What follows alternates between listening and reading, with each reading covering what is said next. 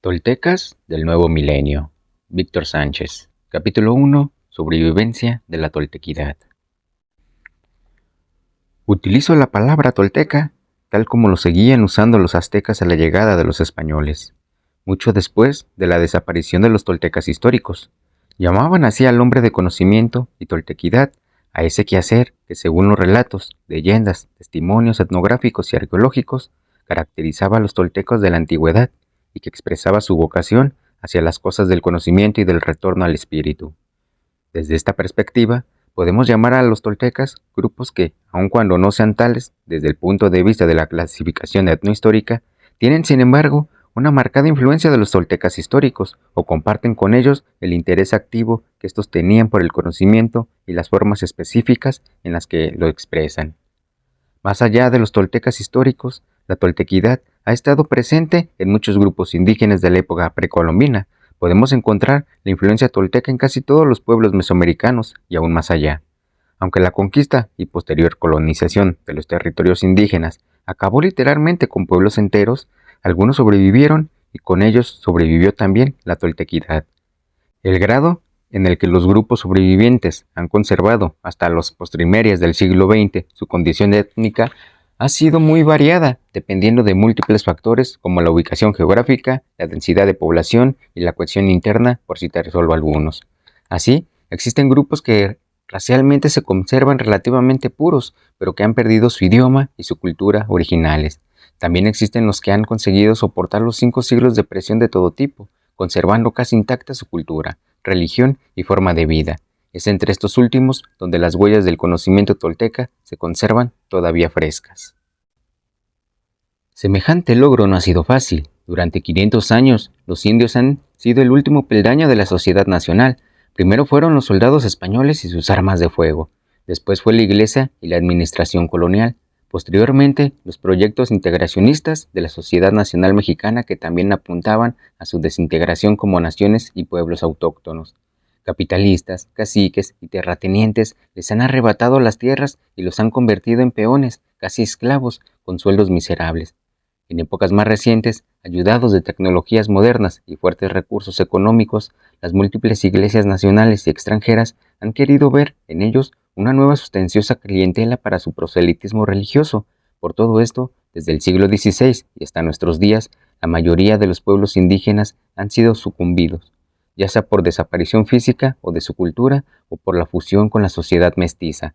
La población indígena, que conserva una clara conexión con su raíz, ha disminuido drásticamente.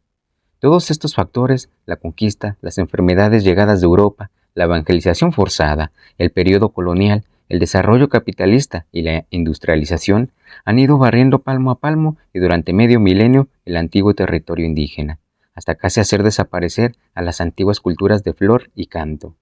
Cada una de estas fuerzas del exterior ha luchado con todos los recursos a su alcance para hacer que los pueblos indios renuncien a su cultura, su religión, su modo de ser y su orgullo. Los que llegaron de fuera, apropiándose de todo, han insistido y siguen insistiendo, pero los pueblos autóctonos de México y de América no se rinden. Siguen en pie, aunque para ellos hayan tenido que alejarse de sus territorios originales en las planicies, yéndose a refugiar a las sierras más inaccesibles. Estos pueblos que contra viento y marea han sabido defender su modo de ser a costa de todo, son los responsables de que hoy, justo a punto de iniciarse el nuevo milenio, la toltequidad, con sus prácticas y rituales, siga viva. En México existen en la actualidad 57 grupos étnicos, además de la población mestiza. La mayoría constituyen núcleos reducidos en población. Entre los más numerosos podemos citar a los nahuas, mazatecos, huirráricas, zapotecos, otomís, totonacas, yaquis y tarahumaras. Cada grupo étnico ha defendido a su manera su propia identidad. Algunos aparentan haberse aculturado, ya que han adoptado la forma de vestir del mestizo y hablan español. Sin embargo, una observación más cuidadosa a menudo revela la persistencia de un modo de ser interno netamente indígena a pesar de la apariencia externa. Uno de los aspectos más lamentables en el proceso de pérdida de identidad étnica lo constituye el llamado estigma de la condición indígena. Este consiste en el hecho de que, debido a la miseria en que se encuentra la mayoría de los indígenas en la actualidad, muchos de ellos sienten vergüenza de ser indios, viendo al blanco y el mestizo como el que supuestamente tiene dinero, salud y bienestar. tratan de amestizarse, rechazando su propia lengua, su tradición, forma de vestir, etc. Es común en muchas comunidades escuchar a los ancianos quejarse por la falta de interés de los jóvenes por las costumbres de sus antepasados. Con todo, sobreviven en un mundo donde la pobreza y el hambre son extremas, no se les puede juzgar. Afortunadamente, no todos los pueblos indígenas han corrido la misma suerte. También los hay que conservan su idioma, vestido, religión y costumbres, prácticamente sin contaminar.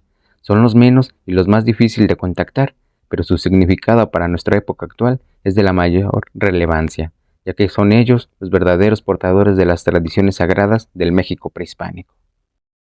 La búsqueda del contacto. He tenido la suerte de recorrer amplias zonas de mi país, México, interesándome en especial aquellas en donde la naturaleza reina casi sin la interferencia del hombre. Parece increíble, pero afortunadamente todavía existen lugares así en nuestro país. En mi búsqueda por encontrarme con la naturaleza y su equilibrio, descubrí a quienes por siglos han sabido cómo vivir en armonía con ella, los indios de México. He conocido y convivido con diferentes grupos y comunidades indígenas, náhuatl, tzotziles, celtales, mazatecos, matlacincas, huirráricas, mixtecos, zapotecos y totonacas. De entre ellos, mis experiencias más definitivas las he vivido entre náhuatl y huirráricas, quedándome la fuerte impresión de que eran estos dos grupos donde mejor y más puro se había conservado el antiguo conocimiento tolteca.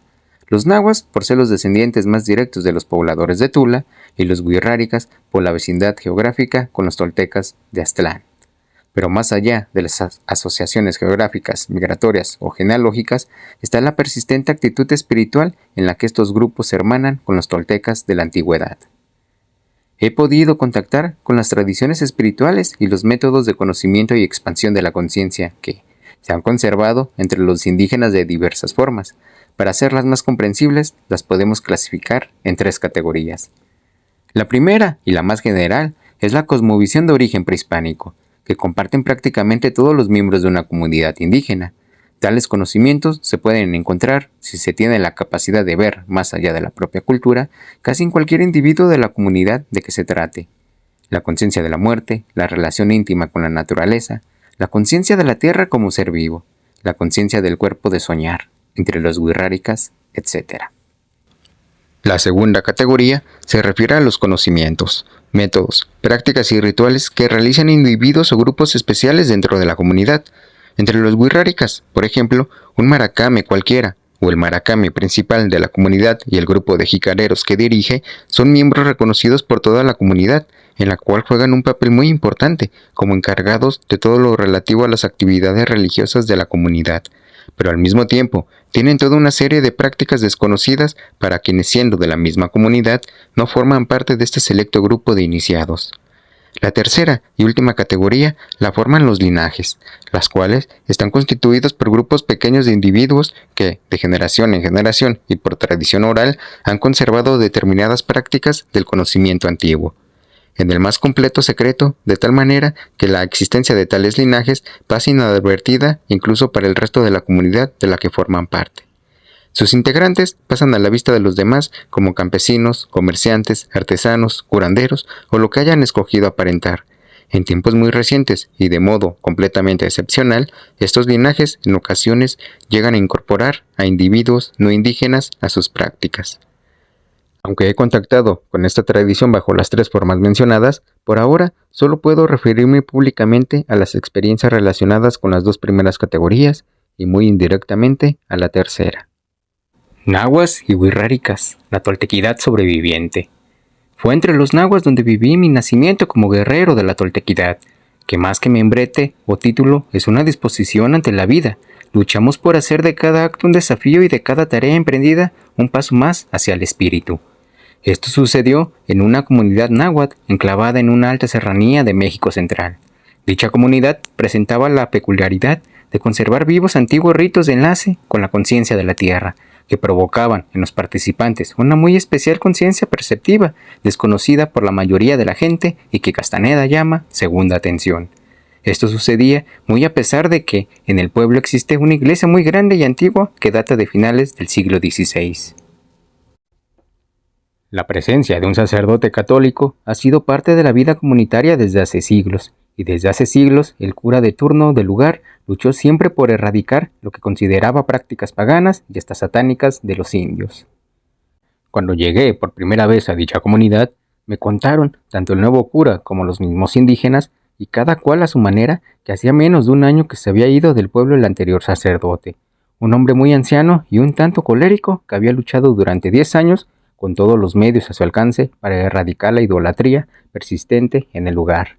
Lo que tanto ofendía al santo varón era que los indios de la comunidad, que frente a él y durante todo el año fingían conducirse como buenos cristianos, sin mediar aviso alguno, súbitamente desaparecían de su casa y ranchitos para irse durante 3 días a participar en ritos de origen prehispánico, relacionados con el culto a la tierra.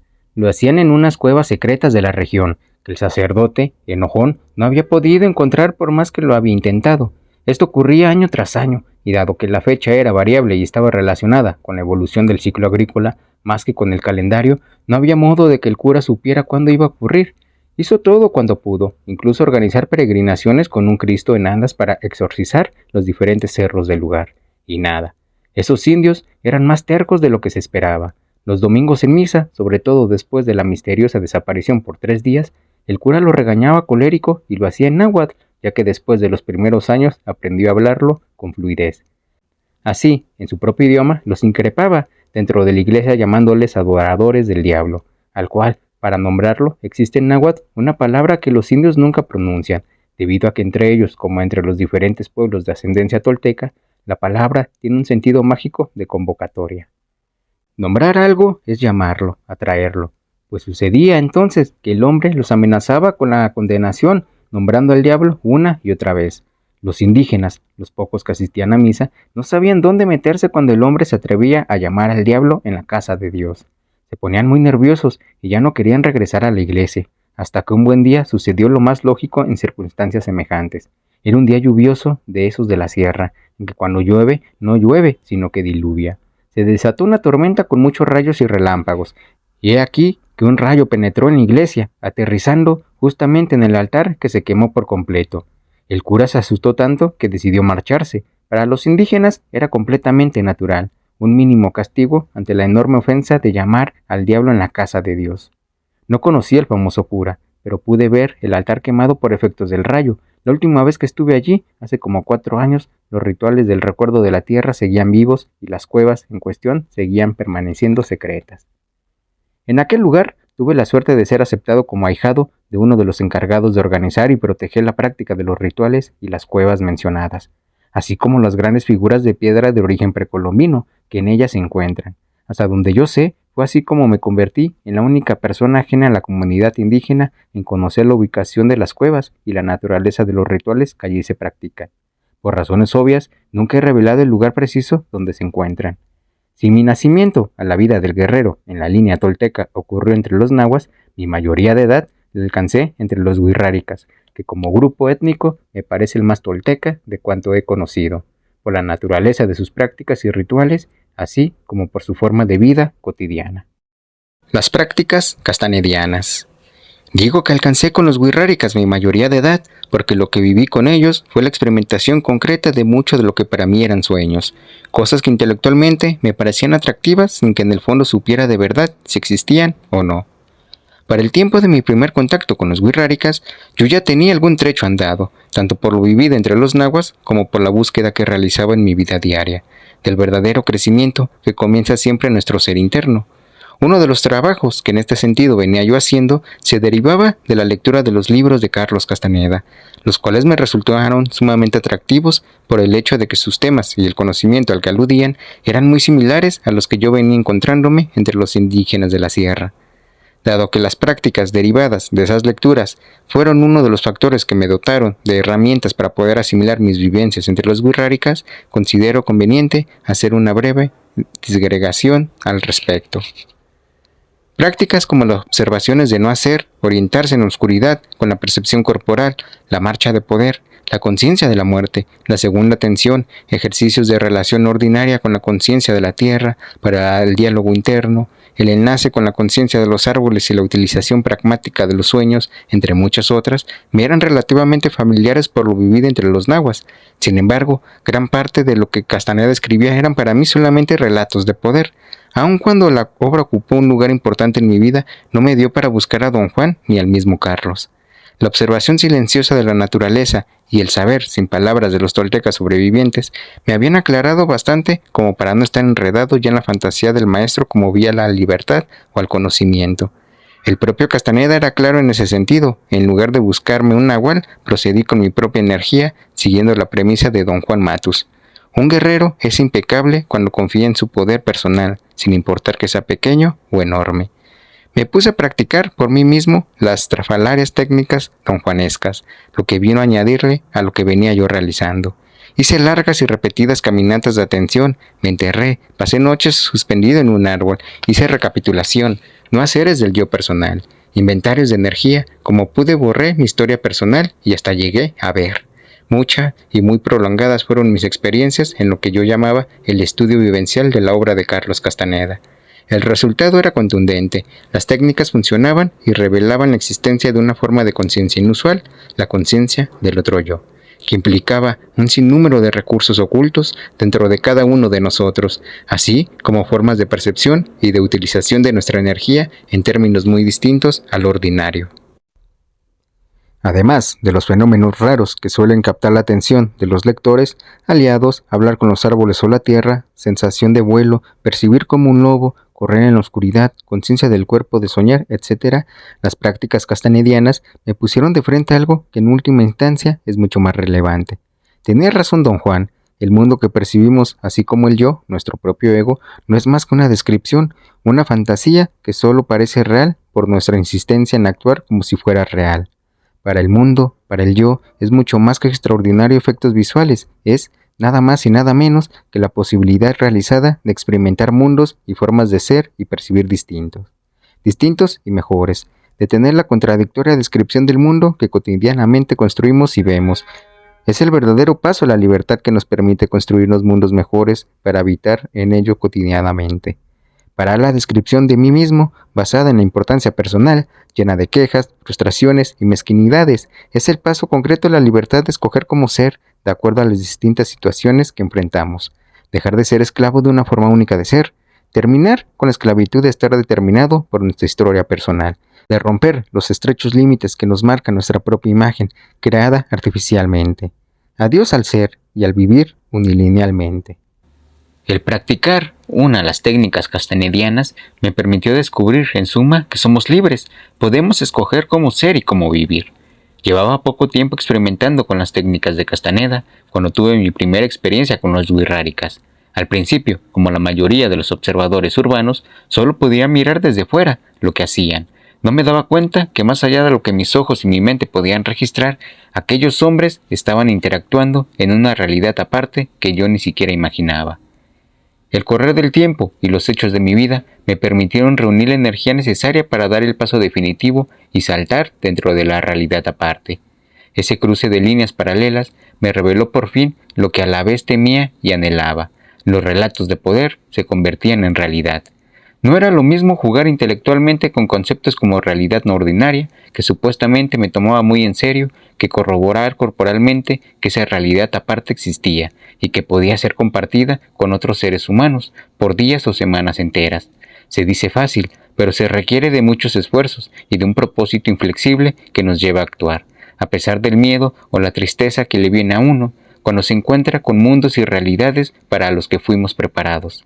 La verdadera dificultad para penetrar en los mundos paralelos es que no podemos aceptarlos. ¿Cómo aceptarlos cuando toda la seguridad de nuestro ego radica en la continuidad que atribuimos a nuestro mundo cotidiano, sin importar lo absurdo y efímero que sea? ¿Cómo aceptar lo desconocido cuando de toda la vida hemos aprendido a temer y a negar todo cuanto nos fuera conocido?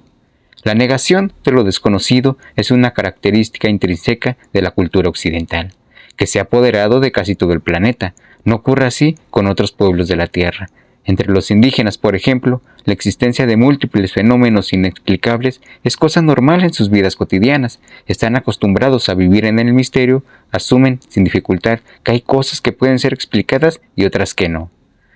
Como no tienen a la importancia personal como el centro de su cultura, lo desconocido no les ofende. Esto les permite experimentar la realidad explicable, tonal, y la inexplicable, nahual.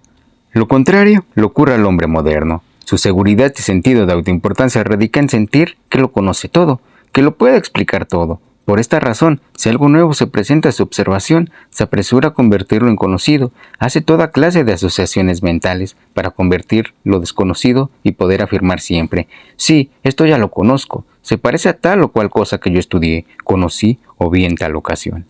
El caso extremo es que, si lo que aparece ante él no puede ser encajado en lo que ya conoce, sencillamente no lo ve, aunque lo tenga frente a sus ojos, y ni siquiera se entera de lo que le está ocurriendo. Sin duda que el precio que pagamos por nuestra importancia personal es altísimo, quedar atrapados en un solo mundo, bastante pinche por cierto, cuando podemos habitar tantos mundos mucho más ricos y variados en nuestro tiempo de vida. Por otra parte, el rescate de la posibilidad de acceder a tales mundos se logra fundamentalmente con la energía extra de la que disponemos. Si conseguimos disminuir nuestra importancia personal y reincorporar el misterio en nuestras vidas, finalmente todo es cuestión de contar con el poder personal suficiente. Volviendo a los wixárikas, podemos decir que en general habitan en una realidad separada de la que normalmente conocemos. La mayoría de ellos se encuentran en lo que podríamos llamar la periferia de la realidad aparte, mientras que otros, los más delicados al espíritu y gracias a su nivel de energía, habitan regiones mucho más profundos de dicha realidad. Vivir entre ellos me produjo un jalón hacia su realidad aparte y me hizo experimentar cosas mucho más extraordinarias que mis más fantásticas ilusiones. Los toltecas de la sierra. Mis amigos wixárikas son básicamente seres humanos ocupados en sus asuntos. Me colé en su mundo gracias a su generosidad y a mi persistencia. No me necesitaban para lo que hacían y probablemente hasta les estorbé un poco. El conocimiento pasmoso en el que están inmersos no es verbal en absoluto, sino que consiste en prácticas y vivencias concretas. No hay explicaciones ni instrucciones. Se aprende haciendo, no pensando. Su conservación no implica libros sagrados, ni sacerdotes o jerarquías religiosas, ni siquiera una tradición oral, ya que la parte sustancial se conserva a través de un cuerpo de prácticas sostenidas de generación en generación. Los indígenas de los que hablo en este libro no comparten la escala de valores que nos resulta normal en la sociedad moderna. Están en otro mundo que no se puede imaginar si no se le vive. Lo que los hace admirables no es la realización de prodigios contra leyes de la física, de las que sabemos tan poco, ni la ejecución de fenómenos paranormales o la posesión de poderes sobrenaturales. Lo que los hace admirables es que aman y respetan al mundo de la naturaleza y no a la importancia personal y sus proyecciones como hacemos nosotros, que conocen y utilizan prácticamente el aspecto nahuálico de la conciencia humana y del mundo, mientras que nosotros poco o nada sabemos al respecto.